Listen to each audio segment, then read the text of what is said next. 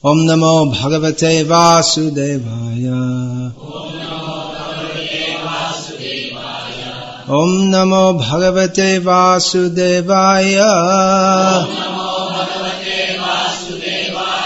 Om Namo Bhagavate Vasudevaya.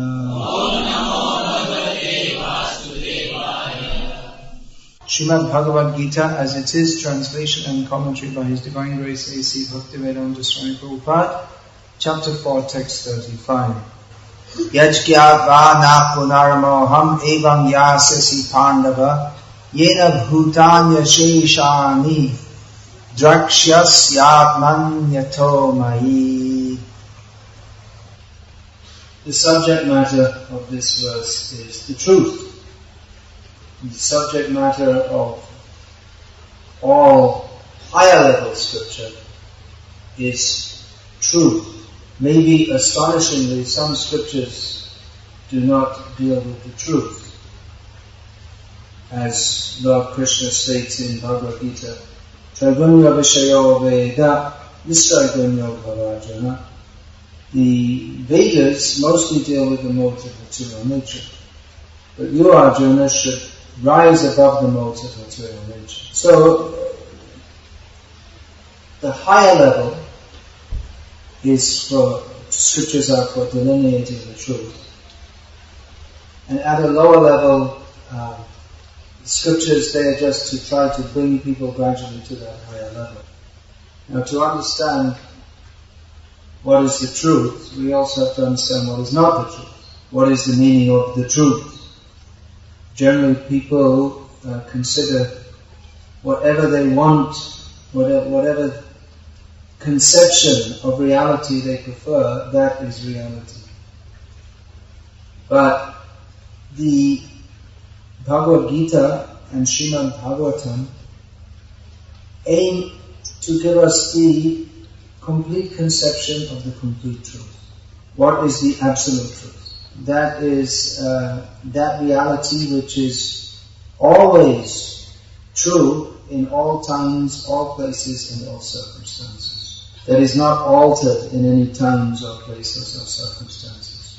Upon which everything else depends, but is not dependent upon anything else. Now, we can say, for instance, that Moscow is the capital of Russia. That's true. No one can deny that it's not true. But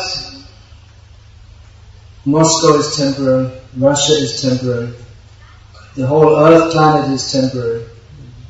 So these are not, to say that Moscow is the capital of Russia is not a statement of the absolute truth. So just by giving this example, we can see how everything in the material world is, everything that's true, it's only a relative truth because it's temporary. Mount Everest is the highest mountain on earth, but even that is temporary. There was a time when Mount Everest did not exist, and there will be a time when it will not exist. But the absolute truth is that which always exists. So, Bhagavad-gita, especially in Srimad Bhagavatam, aim to give us knowledge of that highest truth, upon which the Himalayas are dependent, and we are dependent, and everything is dependent. But to begin to understand that absolute truth, we have to rise above our present conceptions of reality. Therefore, in this purport, Srila Prabhupada discusses what is Maya, what is illusion. Maya means that which is not. So some philosophers conclude that this whole material existence, it's totally unreal. But that is also a misconception. That's also Maya to think like that. It'd be nice if this... You took enough photos. Please sit peacefully and try to listen to the class and don't disturb everyone. So,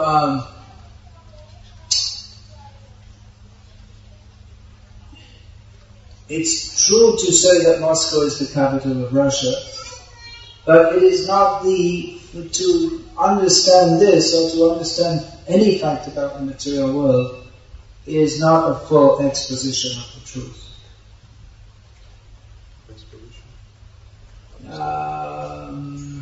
demonstration, understanding. It's true, but it's like seeing through blinkers. You know what that is? The horse has blinkers and with narrow vision.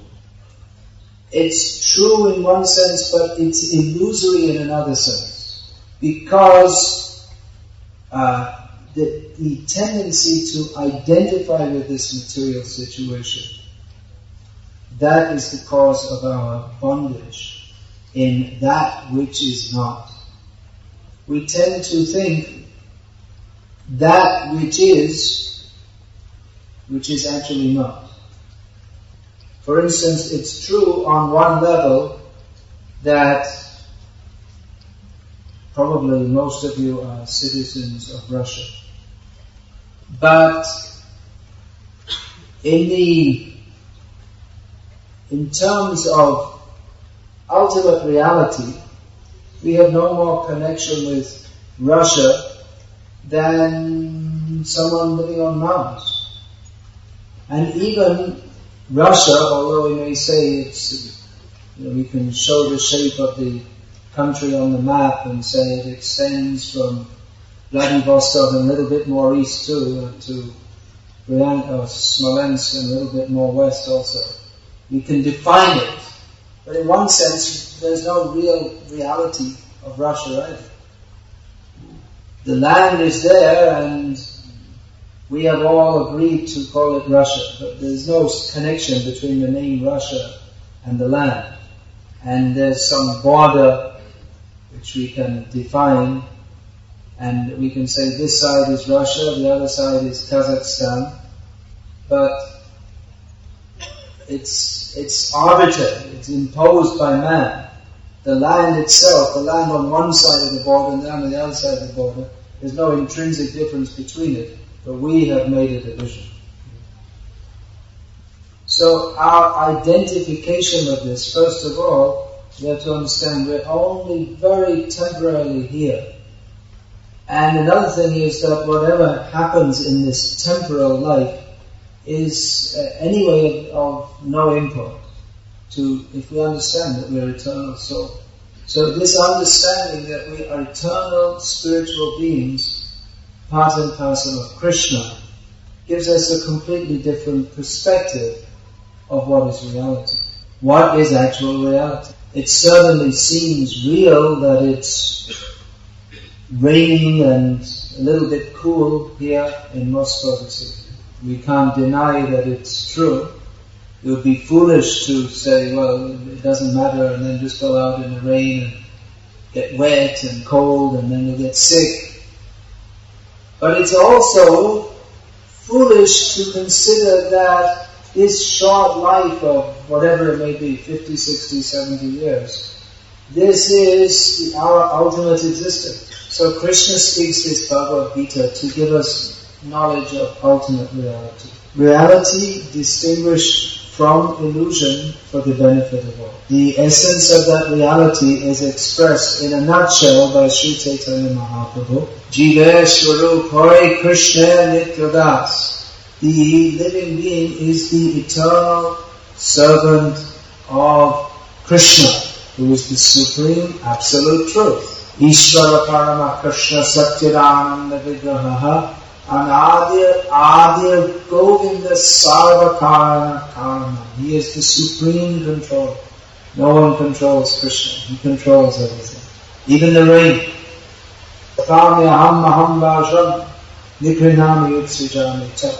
Krishna says, I give the heat and I either give or withhold the rain.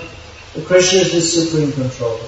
His transcendental form is eternal, blissful, and full of knowledge. He is beginningless. There is nothing before him.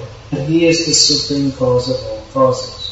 So in the verse, does anyone know what the verse previous to this is in Bhagavad-gita? Do we have any good scholars of Bhagavad-gita here? Famous verse. Tadvidhi pranipatena parikashena segaya upadekshanti te jnanam jnanenas tattva. Well-known verse. Who can say the translation? This verse. Anyone can say? Okay, you say. So Krishna comes to teach us this truth of His supremacy and our dependence upon Him. And that there can be no actual benefit for us unless we accept this as reality, as the truth. And we'd like to invite those who are standing at the back to come and sit down. We have benches if you'd like to sit on the bench, or you can sit on the floor. So Krishna teaches this truth, and his representatives, the acharyas, they also teach us this truth, distinguishing reality from illusion. We find that the great acharyas, a lot of their focus in preaching is not simply pointing out what is the absolute truth, but also pointing out what it isn't.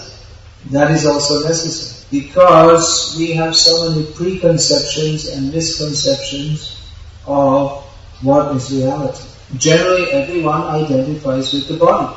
That's why we find in Shastra, the higher level of spiritual knowledge begins with delineation of the difference between the soul and the body. As long as we don't know that we're different from the body, and then we act only for the benefit of the body, which is of course on the level of animals. The animals have no way of knowing anything but identifying themselves as their body. Now we find that Srila Prabhupada was very, very strong in condemning all conceptions of reality that miss the mark of Krishna, which means more or less every idea going on in the world, because who knows Krishna? Who knows Krishna? Prabhupada knows Krishna. The verse before this refers to the Tattvadarshi, one who has seen the truth, one who knows that the truth is Krishna. Jai Krishna Tattva Veda Shri Guru Hoy, who knows the truth of Krishna, who knows that the truth is Krishna, is qualified to be a guru. So Prabhupada was fully aware of this truth, but almost everybody isn't aware of this. Naham prakasha sarvasya yogamaya samavijam mudoyam nabhijanati loko mama janabhayam. Krishna says that I am not manifest to the foolish and unintelligent. They are unaware of my overlordship and my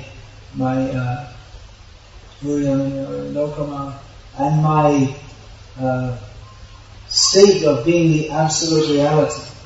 Krishna is covered by his Maya potency. He cannot be seen by those who are identifying reality as something else but service to him. So Prabhupada, he came to give us knowledge beyond the covering of Maya. Knowledge that removes this covering of Maya. Prabhupada was very strong against gross materialism of all kinds. Nationalism, Mayavad, science. You might wonder, why is Prabhupada so much against science? Science shows us the truth, doesn't it? Prabhupada himself was a scientist of sorts in his life prior to taking sannyas, or in his grihastha life. He was a scientist, he was a pharmacist, that's why I said a scientist of sorts. Prabhupada once said, well, it's just common sense, that's all. It's chemistry, the pharmaceutical, pharmacy is based on chemistry, but it's just common sense, making medicine.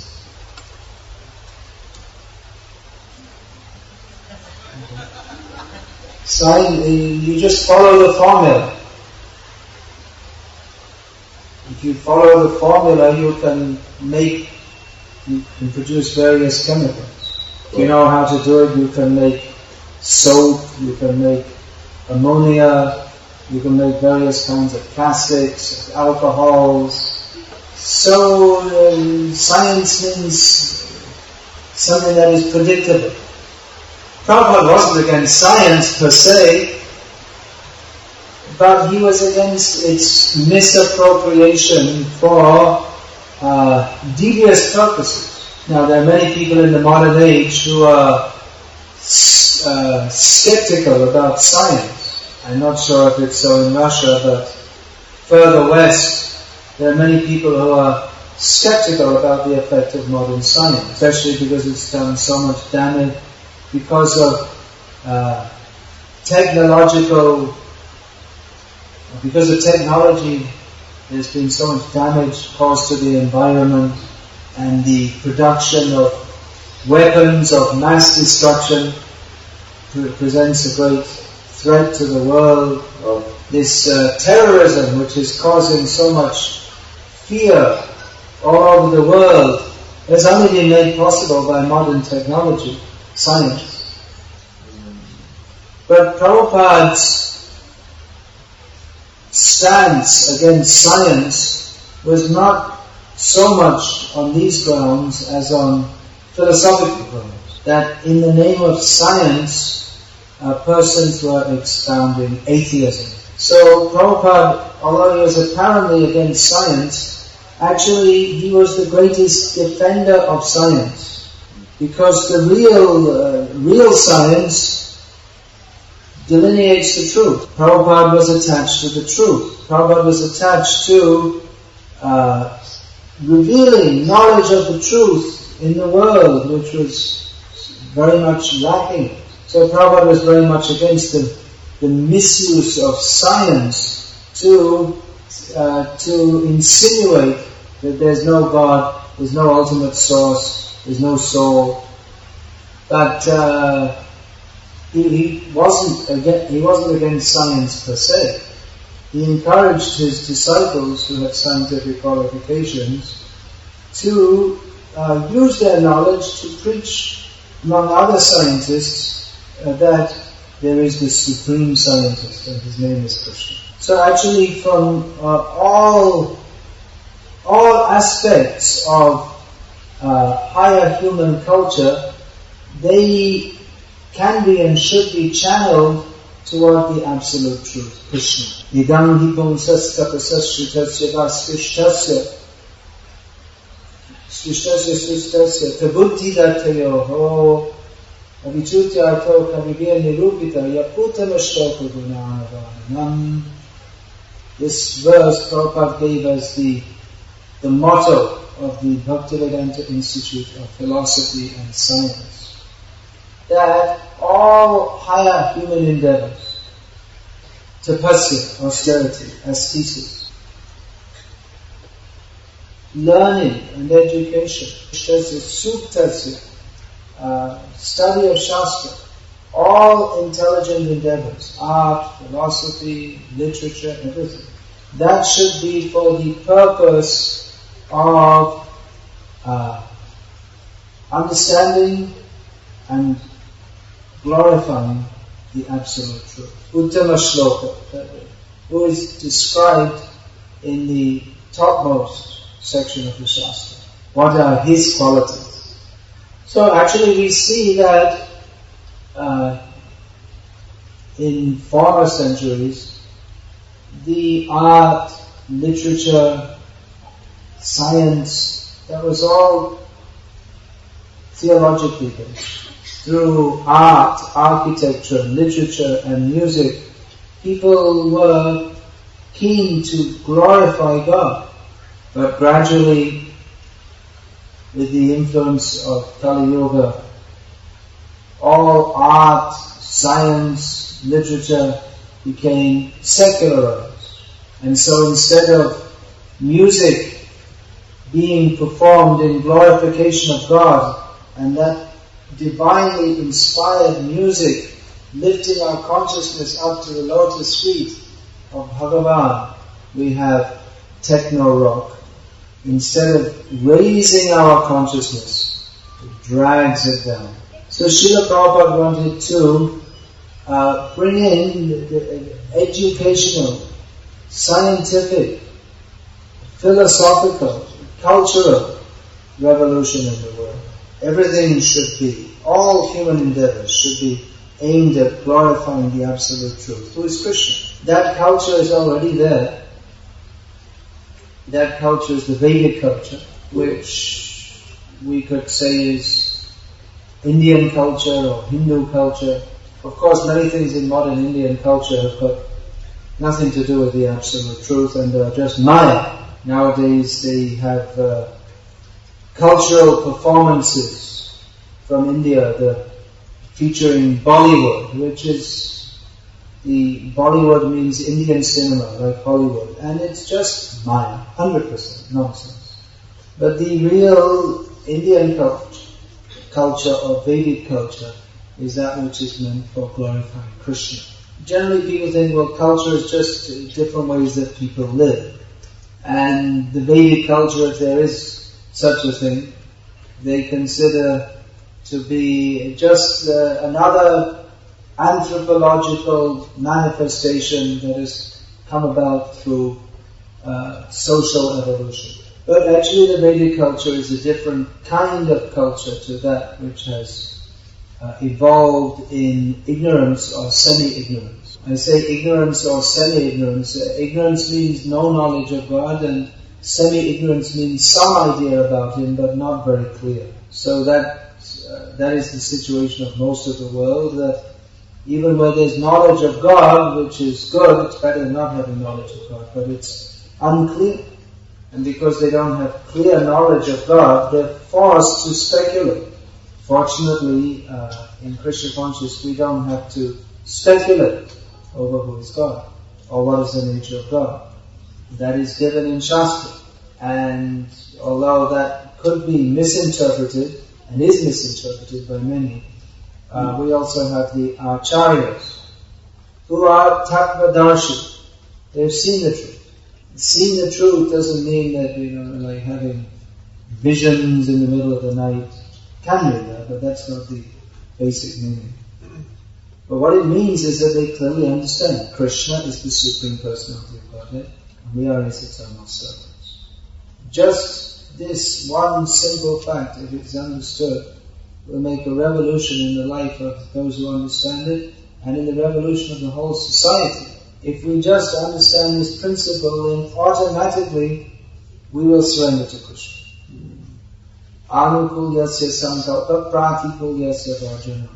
Everything favorable for serving Krishna should be undertaken, and anything which is an obstruction to our Krishna consciousness should be rejected. Someone was asking me the other day, is it alright for devotees to chew chewing gum because it makes the breath fresh? So how should we answer that? Even to ask is a funny question. That's why you're all laughing. But we have to do, this is the measure. Anukulyasya sankalpa pratikulyasya varjana. Does it enhance our Krishna consciousness, or is it an obstacle to doing so? Basically, it's taken for sense gratification. It doesn't in any way enhance our Krishna consciousness. So we can probably make some excuse and find some kind of reason for doing all kinds of things in the name of Krishna consciousness. There's a very interesting purport in the Sri Chaitanya Charitamrita, which Prabhupada gives a list of so many different headings under which sense gratification is undertaken. Activities for sense gratification are undertaken. Some of the categories are health, altruism, nationalism, humanitarianism, so many categories which sound very nice.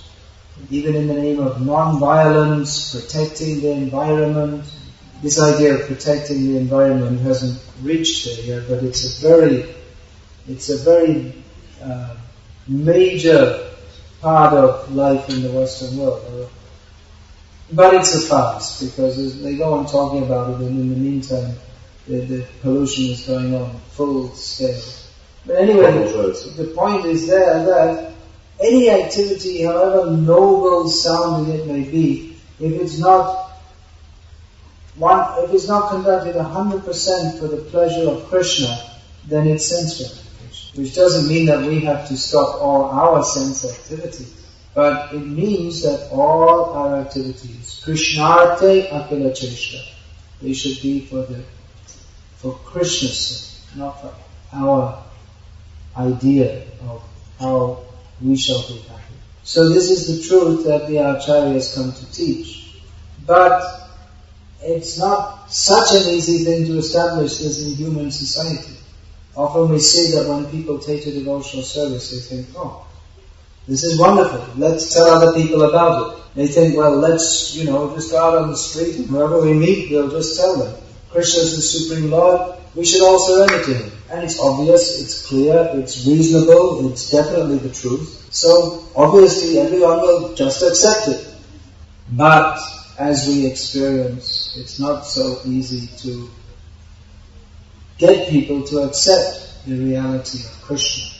Because people are attached to not being Krishna conscious. Even sometimes in the name of being religious, they're attached to being Krishna conscious. To not be Krishna conscious. Just like it's quite common in this country that people think, what is this? Krishna conscious, foreign religion. Why are they introducing all these things? Vegetarian, no drinking alcohol. What is this? This is against our religion. They consider it a threat and an affront to their religion that we should preach the regulated principles of not eating meat and not drinking alcohol. So this is symptomatic of Kali Yuga, that what is irreligion is accepted as religion and vice versa. So to establish truth in the world requires not just simply some kind of polite talking. The preacher has to be very strong to present the truth.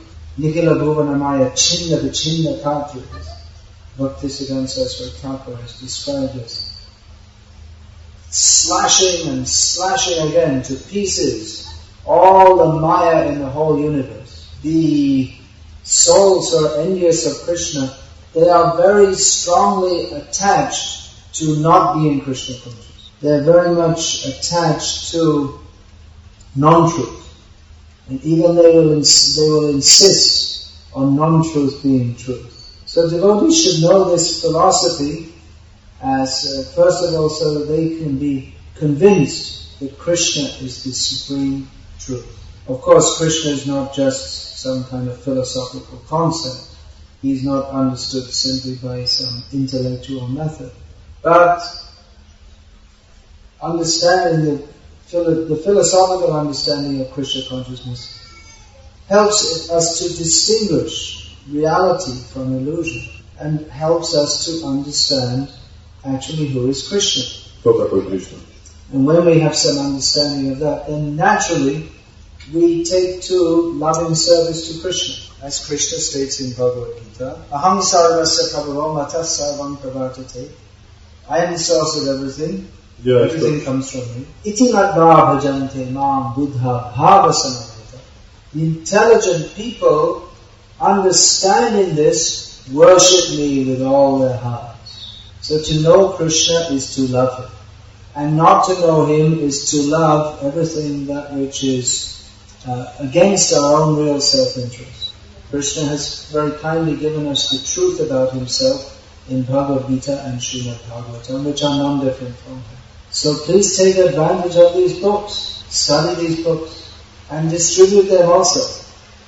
Going out on the street and asking everyone to surrender to Krishna is not as good a process as distributing Prabhupada's books, which tell them why they should surrender to Krishna. We shouldn't think, well, so many books were distributed in Russia in the past, and now we don't need to distribute anymore. So many more books need to be distributed.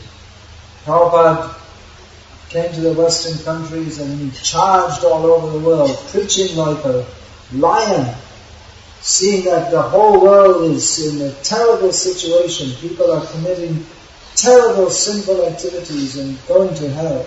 Seeing the fire of material life burning very strongly, Prabhupada gallantly brought the antidote, Krishna consciousness.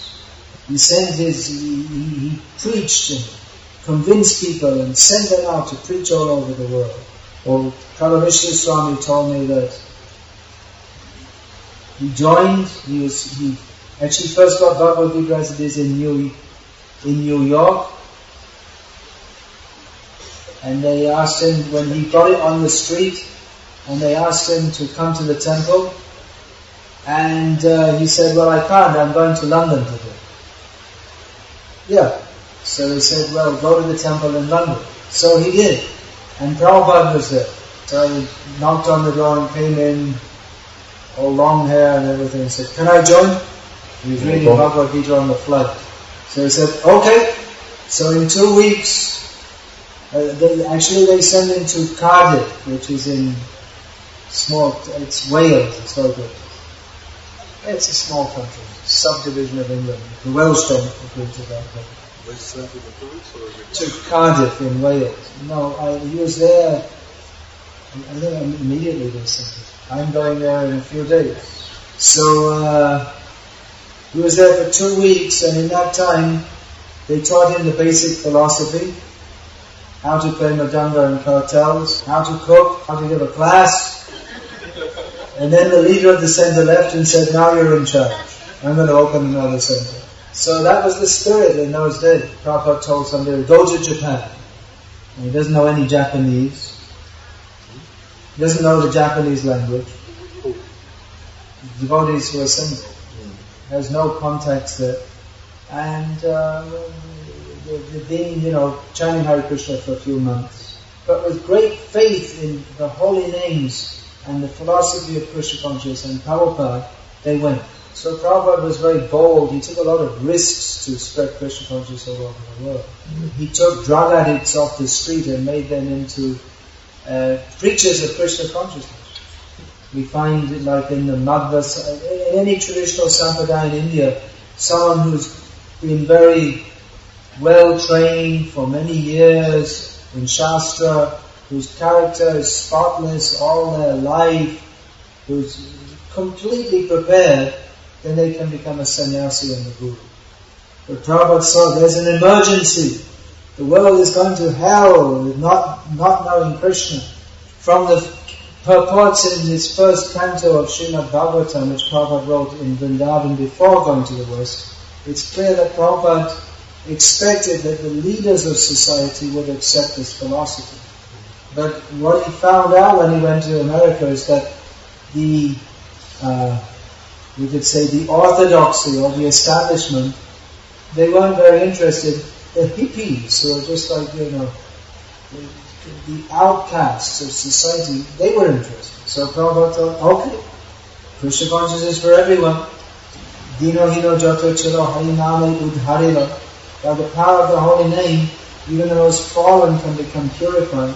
So Prabhupada worked with what he had.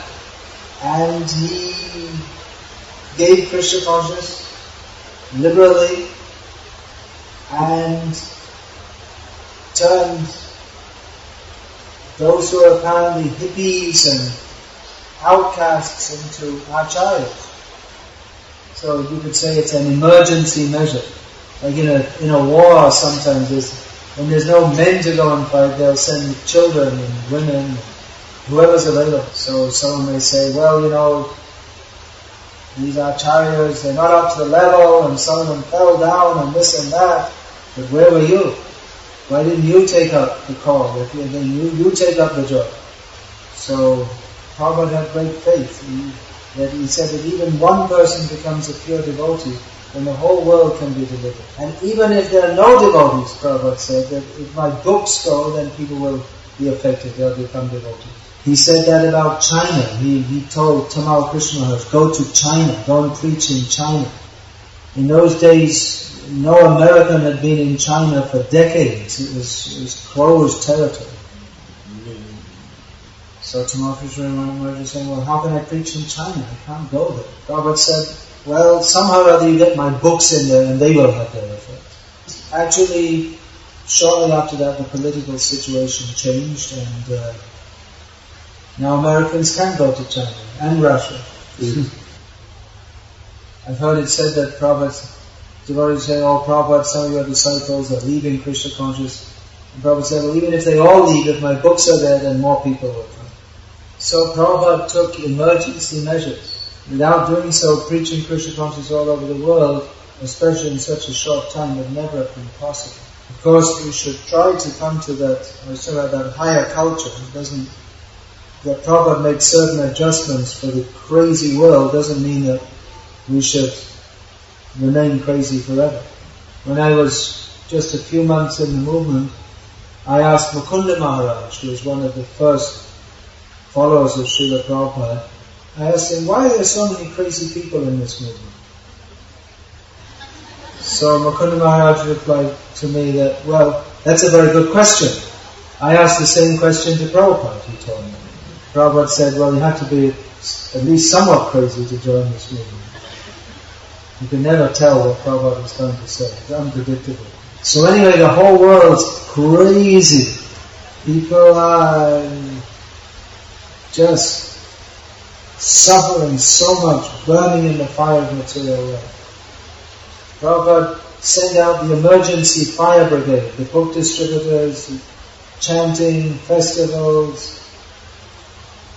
Nowadays, many of our devotees, they're kind of relaxed. We chant Hare Krishna a little, chew some gum a little, everything's okay. I have enough prasadam, so chant Hare Krishna and be happy, I'm happy, so that's okay. I have some information for you. If you care to open your eyes, you can see. Prabhupada came to combat the fire of material existence. And the fire is still burning. People are still forgetful of Krishna. People are still a long way from Krishna. People are still performing sinful activities which will cause them to suffer again and again and again. So it's not that it's a time for relaxation, but rather we should go on with our preaching effort. Russia is a wonderful country for making advancement in Krishna consciousness. As Prabhupada wrote to Kalavishnu Swami when he started the first traveling, preaching, book distribution party in England, Prabhupada was very, very pleased. He wrote him a nice letter. He said, I know that when you're traveling like this, there's no proper arrangement for eating or sleeping, but you don't care for these things because you're fully satisfied on the platform of Krishna consciousness. And Prabhupada wrote that one day of this Sankirtan is worth more than thousands of years of the yogis' austerities. It's Prabhupada's blessing. Well, that's true in Britain, it must be more true in Russia. Britain is cold and dark and miserable. And Russia is more cold and more dark and more miserable. So it's more opportunity to make spiritual advancement. Tava katam ritam tapta jivanam kaliviiritam kalmashapaham shavanamangalam srimadakatam bhuviganantiye bhuridajana. The gopis say that Krishna, the nectarian topics about you, extinguish the suffering of those burning in material life. The fire of those burning in material, the suffering of those burning in the fire of material life. It is the topics of Krishna. They are recognized by all great transcendental philosophers and poets, and they destroy the contamination of material existence. Hearing or reading about Krishna, one's life becomes auspicious and glorious. Therefore, the most magnanimous persons are those who distribute this knowledge of you within this world. So instead of artificially trying to become a gopi, one should perform the activities that is so much praised by the gopis. In Kali Yuga, the gopis come and write books about Krishna consciousness. The 6 Goswamis of Vrindavan are all gopis. They wrote books, they sent their disciples out to distribute the knowledge in the books. This book distribution is from the very beginning of the Gaudiya Sampradaya. Join the Transcendental Fire Brigade, putting out the fire of material existence by distributing Prabhupada's books. Getting the blessings of Srila Prabhupada, blessings of the gopis, the Goswamis. This is the prime method by which Prabhupada wanted to preach this Krishna consciousness. If you do it, you will be benefited and others will also be benefited. Hare Krishna, Krishna Krishna, Hare Hare, Hare Rama, Rama Rama, Hare. If anyone has any question about the class, please ask it now. You all took prasadam before? Вы уже приняли просад до лекции? For the lecture? Alright. Well, it's very late because I came late and then we get quite a long class. So, you can finish that. Тогда можем на этом закончить, уже поздно. You can announce the class. Oh, there's a question. Alright. Do we have a cordless mic? Есть радио микрофон? Yeah, okay.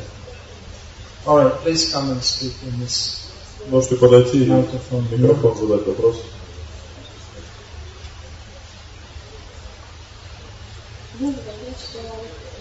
Please speak in the mic. Микрофон, говорите по-ближе. Еще ближе. Когда читал Бхагавату, у меня такое сложилось впечатление, что предшествующие люди, у них такая очень стабильная социальная система, которые разные свои общества сотрудничали с целью ведения Бхагавату. А вот мне такое впечатление, что все Прабхупада создал какое-то кочевое общество, которое постоянно кочует, особенно все астры, Брахмачари, Викаса, Винопрасты, конечно, все ездят. Я вот хотела сказать, как еще 5000 лет был царь Юга, хотела в Калии, если как из вашей точки зрения перспективы, это общество стабильно, что оно постоянно не ездил с континента до континента, был какой-то стабильный прекрасный аршин, стабильный экономического прогресса, может, что-то нечто было похоже на туда или Варнашина, которое было предшествующее люди, потому что люди это вообще нет. From Srila Prabhupada's books we get this idea of a steady social system, Dharma Varnashram, where the life is steady and is characterized by stability. But it seems that the Srila Prabhupada is coming to the West, it seems that he somehow founded or established an unsteady type of social system with all these traveling preachers, brahmacharis, sannyasis, with no fixed and steady social orders. So within the next 5,000 years, do we have any hope of establishing this steady and stable social structure? Brahmacharis traveling and sannyasis traveling, that doesn't upset the core of the Varnashram system. Странствующие брахмачари и саньяси никаким образом не нарушают устоев системы Варнашрамы.